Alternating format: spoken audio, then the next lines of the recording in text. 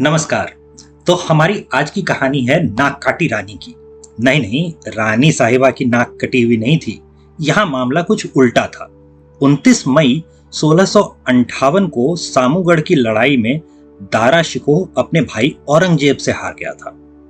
ऐतिहासिक दस्तावेज बताते हैं कि दारा शिकोह के बेटे सुलेमान शिकोह ने भागकर श्रीनगर के राजा के पास पनाह ले ली थी। औरंगजेब, जो कि अपने दुश्मनों से लगातार लड़ने के लिए जाना जाता है, उसने आखिर वहां हमला क्यों नहीं किया होगा? जो शिवाजी पर फतह पाने के लिए मुगल सल्तनत को खत्म कर बैठा, उसके जिहादी आखिर श्रीनगर की तरफ क्यों नहीं बढ़े? इसकी वजह थी खौफ। जब आपके सामने वाला आपकी ही जितनी बेरहमी से पलट कर वार करने के लिए जाना जाता है, तो बिना जीत की गारंटी के वहां कोई हमला करने की सोचता भी नहीं। शिवाजी रहमदिल थे, लेकिन श्रीनगर वाले उतने रहमदिल नहीं थे। ये वो कश्मीर का श्रीनगर भी नहीं था, ये गढ़वाल का श्रीनगर था।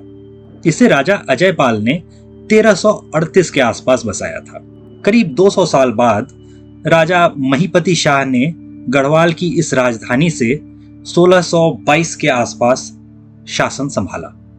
उनकी आयु ज्यादा नहीं थी, लेकिन 1631 के आसपास कभी उनकी मृत्यु हो गई। उस समय उनके पुत्र पृथ्वीपति शाह की उम्र मात्र 7 वर्ष थी। उसे गद्दी पर बिठाकर उसकी ओर से उनकी माता रानी कर्णावती ने शासन संभाला। इस दौर में दिल्ली के तख्ते ताउस पर मुगल बादशाह शाहजहां बैठा हुआ था। जब उसे पता चला कि राजा की मौत हो गई है और कोई रानी राजपाट संभालती है, तो उसे लगा कि इस राज्य को जीतना आसान होगा। शायद उसका ख्याल था कि रानी कर्णावती भी मुगल राजकुमारियों जैसी होगी, जिसे जिंदगी भर अविवाहित रहकर हरम में पड़े रहने को मजबूर किया जा सकता है। तो 1640 में मुगल सरदार नजाबत खान को 30,000 सैनिकों और तोपों इत्यादि के साथ गढ़वाल को दारुल इस्लाम बनाने के लिए रवाना किया गया। जब रानी को इतनी बड़ी फौज के गढ़वाल की ओर बढ़ने का पता चला, तो उन्होंने फौरन शांति के संदेश भेजने शुरू कर दिए। मुगलों को लगा कि रानी डर गई है और वो दूने जोश के साथ आगे बढ़े। अफसोस कि पहाड़ों की लड़ाई उनके लिए इतनी आसान साबित नहीं हुई। बुरी तरह हारने के बाद हजारों मुगल आखिर एक पहाड़ी दर्रे में घेर लिए गए। वो एक ऐसी जगह फंस गए थे जहां से आगे पीछे कहीं भी भागना उनके लिए मुमकिन नहीं था। ऊपर की तरफ से रानी कर्णावती और गढ़वाली सैनिक उन पर पत्थर और तीर बरसाने को तैयार थे।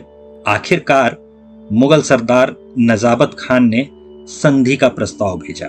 इस बार रानी की बारी थी। उसने मुगलों से जान के बदले नाक देने की शर्त रखी। नाक कटवा कर लौटे सभी मुगल सैनिक घर नहीं गए। नजाबत खान ने नाक कटने के बाद जहर खा लिया था। इस कारनामे के बाद से रानी कर्णावती को आतंकित मुगलों ने नाक काटी रानी भी बुलाना शुरू कर दिया। उस दौर की मुगल दरबार या मसिरुल उमरा में इस घटना का थोड़ी बहुत लीपापोती के साथ जिक्र आता है। कई और इतिहासकारों ने भी इसके बारे में लिखा है।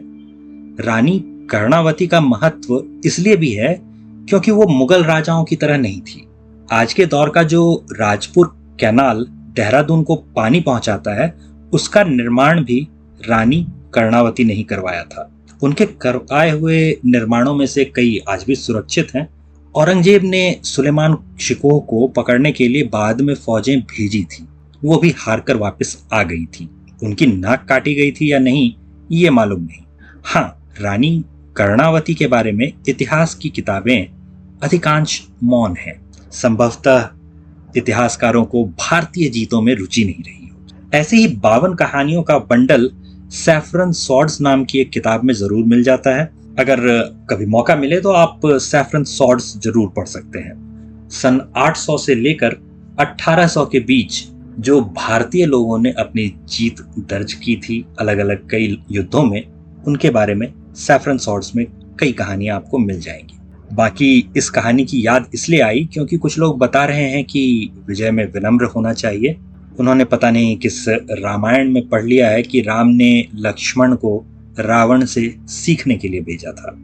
कहीं संदर्भ मिले तो हमें भी दिखाइएगा। तब तक मुंह में घास के तिनके हारे हुए लोगों को ही दबाने देते हैं। धन्यवाद।